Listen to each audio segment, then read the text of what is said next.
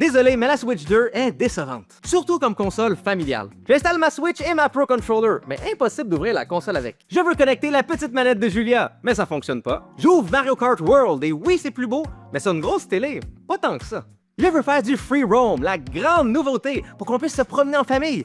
Mais non, il n'y a pas d'option, c'est juste seul. Je veux faire du knockout, la deuxième grande nouveauté. Mais Catherine et Julia sont poches.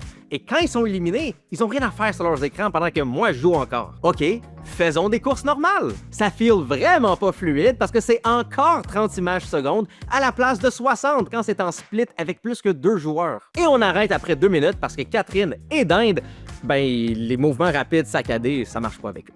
Bon, allons jouer à l'ancien Mario Kart 8. Après une décennie et une nouvelle console, là ça va bien rouler. Non, ça roule encore à 30 images par seconde à la place de 60. C'est un jeu de course! Ça va vite! Ça paraît pas vite! What the fuck? Ça fait 10 ans que Mario Kart 8 est sorti! Dans le temps du iPhone 6 puis du Galaxy S5! Continuellement une mauvaise expérience. Il y a 2 raisons pourquoi ça gère pas plus que 2 joueurs comme du monde. Soit 1, la console manque de puissance. Alors pourquoi j'ai payé fucking 800$ avec taxes pour ça? Soit 2, Nintendo ont coupé les coins ronds pendant le développement du jeu. Alors pourquoi j'ai fucking payé 800$ avec taxes pour du travail mal fait? Là, si tu joues seul, en ligne, sur l'écran de la Switch 2, oui, tu vas avoir une meilleure expérience.